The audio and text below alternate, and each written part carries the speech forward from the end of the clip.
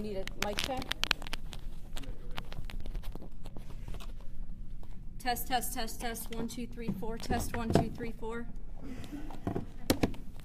Test 1, 2, 3, 4.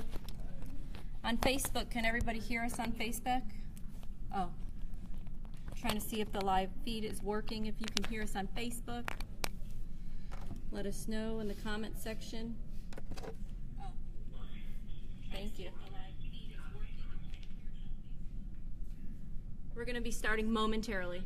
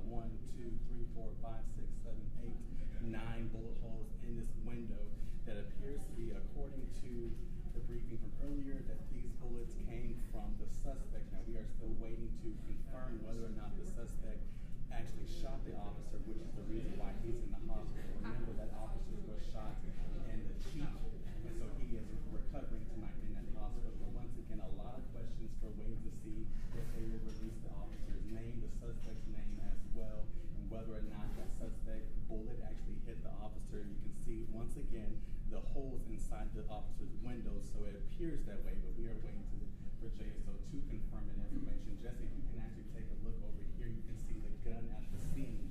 They said that is the gun that the suspect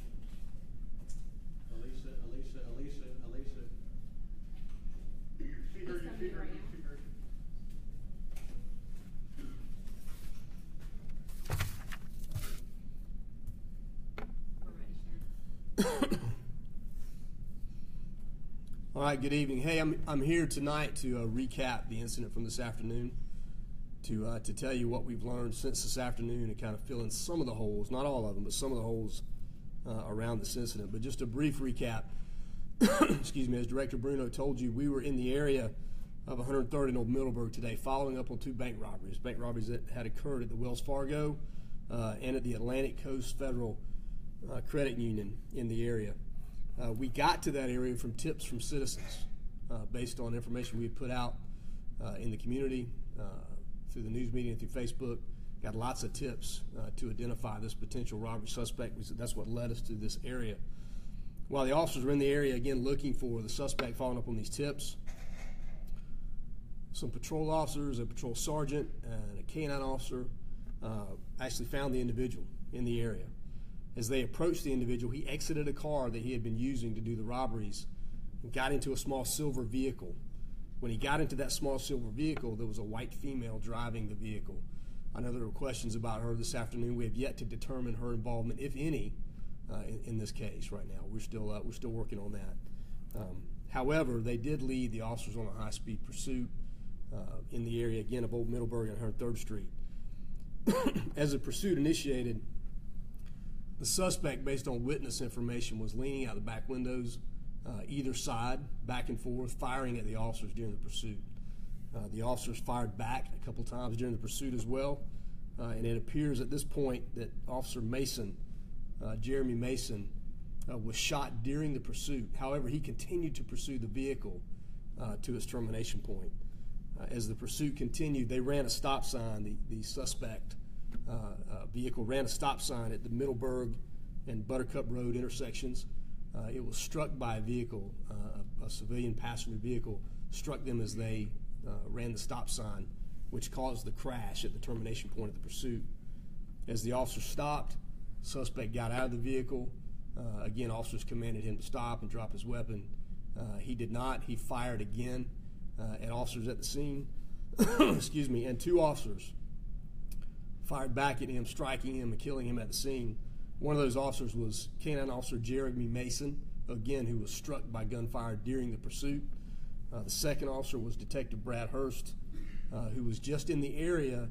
He's assigned to our offender tracking unit. He was in the area following up on a sexual offender predator notification, heard the incident brewing on the radio and got involved that way to help. So those are the two officers that are involved in the shooting. Jeremy Mason is an 11-year veteran, and this is his first officer-involved shooting. And Brad Hurst is a 10-year veteran. He's a detective, again, assigned to offender tracking. This is also his first officer-involved shooting. The suspect I can identify for you tonight as a Michael Joseph Harris. He's a white male, 28 years old. He is a 3-time convicted felon. And obviously we were going to give you the packets, criminal history packets and that type of information for you tonight when you leave. So with that, again, that's a basic recap. I think I filled in on some of the information that Director Bruno did not know this afternoon, and with that, I'd be glad to answer a couple questions. Sheriff Williams, how is Officer Mason? So he is stable at this point, but he's got a long road back. He's got a lot of work to do coming back, but he's got a great support system in place. And let me say just a couple things. So we talk a lot about these men and women here at JSO that put their lives on the line every single day. It's not a tagline. It's not a slogan. This is an example of that. I mean, here you have an officer who's shot during a pursuit.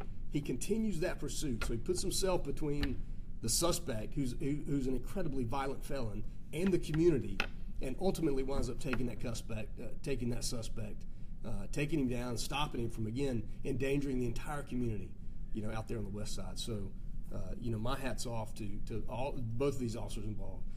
But everybody involved today did a fantastic job. Supervision was good at the scene. The response of all the officers was good at the scene. So again, can't say enough about the response of the officers and the way they handled the situation. But he will. I tell you, he's very strong-willed, and he'll come back to work, being a very strong-minded young man, and he'll be back. So, and we're looking forward to it. Go ahead. Sheriff Williams, the bullets that struck the officer's vehicle, can you confirm that the suspect's bullets was the one that hit officer and the chief? Well, he would be the only one shooting back at the officer. So ballistically, we have not confirmed that yet, but yes, I'll tell you that with great confidence that it is his round that struck Officer Mason. If you look at the pictures, some of those in that windshield are Officer Mason's rounds coming out at the suspect. There are 4 distinct rounds in there that we can point out to you at some point. The gunfire coming into the vehicle. One of those struck Officer Mason in the chin. I think Director Bruno talked about that this afternoon. There was another round in the headrest of the driver's seat.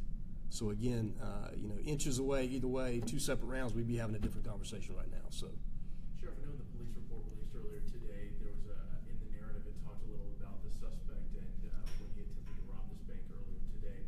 Some of what he said to the teller, it painted sort of a desperate picture of who he was, sort of apologizing to the teller, saying, "I'm sorry to do this," that sort of thing. Can you comment on that at all? I can't comment on that, but I'll tell you this: there's no level of desperation that justifies you attacking a police officer. Here you've got a guy who's a 3-time convicted felon. He's no stranger to what he's doing. He understands exactly what he's doing, gets involved in a pursuit with police officers, and at any given time, all he had to do was give up. All he had to do was surrender. He chose not to do that. He chose to fight with the officers. He chose to attempt to take an officer's life. I really, at this point, no sympathy for any level of desperation he had. Again, at any point, all he had to do was stop, and he'd have been taken into custody. Female suspect, is she in custody tonight? So she is not a suspect at this point. She is here again being interviewed, and we do not know her level of involvement. She may or may not be an additional victim in this episode today, as far as we know. So we're still trying to sort that out.